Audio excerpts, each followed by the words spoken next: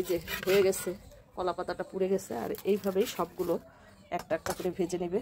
সবগুলো পিঠাই যে বানানো হয়ে গেছে। এই পিঠাটা ঠান্ডা হলে বেশি মজা লাগে গাইস, খুব ভাল লাগে। বিসমিল্লাহির রহমানির রহিম। সুপ্রিয় দর্শক, আসসালামু আলাইকুম। আজকে আমি চলে আসলাম আপনাদের জন্য একটা নতুন ভিডিও নিয়ে। তাল পিঠা কলা পাতায় তৈরি করে দেখাবো। এই পিঠাটা রাজশাহী অঞ্চলের অনেক এলাকায় এই পিঠাটা এইভাবে তৈরি করে। তো এখানে আমি পরিমাণ মতো নিয়েছি তালের রস, স্বাদ অনুযায়ী নিয়েছি চিনি আর তালের রসের সঙ্গে ভালো করে মেল্ট করে নিতে হবে। ভালো করে চিনিগুলো মেল্ট করে নিয়েছে। এখন দিয়ে দিতে হবে শুকনা চালের গুঁড়ি, আতপ চালের গুঁড়ি কিন্তু এটা। আর এটা দিয়ে এই ভালো করে একটা শুকনা, একেবারে শুকনাও নয় আবার একেবারে পাতলাও নয়, একটা ডো তৈরি করে নিতে হবে। এই যতটুকু লাগবে তালের পরিমাণ অনুযায়ী ততটুকু চালের গুঁড়ো মেশাতে হবে। খুব সুন্দর করে মাখায় নিয়েছে। এখন এই যে ডোটা তৈরি করেছে এটা এখন কলা পাতায় বিছিয়ে দিতে হবে। তো কলা পাতার জন্য কলা পাতাটা কেটে নিয়ে আসি। চলে, এই যে কলা পাতা কাটতে আসলাম। এই যে কলা গাছ থেকে কলা পাতা কেটে নিলাম, নিতে হবে। এই যে এখন কলা এরকম করে যেন ফেটে না যায় সাবধানে কলা পাতাগুলো কাটতে হবে। সব কলা পাতাগুলো এই যে কেটে রেডি করে নিছি। এখন এই যে এখান থেকে অল্প অল্প করে ব্যাটার নিয়ে এই কলা পাতার উপর বিছিয়ে দিবে। এই যে হাত দিয়ে, এই যে এরকম করে হাত দিয়ে সুন্দর করে বিছিয়ে দিতে হবে। তারপর এই কলা পাতা দিয়ে আবার ঢেকে দিয়ে এটা আগুনে পোড়ায় নিতে হবে। বেশি মোটা করে দেবেন না, একটু পাতলা করে দিবেন। আমাদের এই রাজশাহীর মানুষ আর নওগাঁর মানুষের এটা কিন্তু অনেক ঐতিহ্যবাহী পিঠা, তাল পিঠা। কলা পাতায় পোড়ানো পিঠা, এটার একটা সুন্দর একটা স্মেল পাওয়া যায়, খেতেও দুর্দান্ত টেস্ট লাগে। এই যে দেওয়া হয়ে গেছে, এখন আর একটা কলা পাতা দিয়ে এটা ঢেকে দিবে।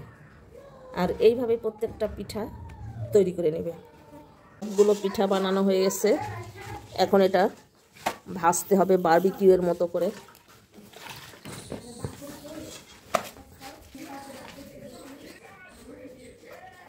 কয়টা হলো মোট?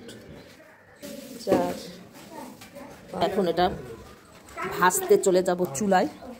একটা করে পিঠা এখন এই যে রুটি শেখার তাওয়ায় দিয়ে দিয়েছে, উল্টে পাল্টে এটা ভেজে নেবে। অল্প আঁচে ভাজতে হবে গাইস, একেবারে জোরে আঁচ দেওয়া যাবে না, তাহলে কিন্তু ভিতরের যে ইয়েটা আছে, পিঠার ডোটা আছে, সেটা কিন্তু সেদ্ধ হবে না।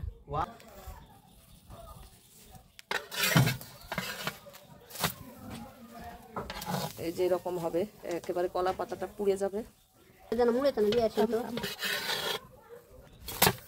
বারবার এইভাবে উল্টে পাল্টিয়ে দিতে হবে। কলা পাতাটা পুড়ে যাবে, ভয়ের কিছু নাই।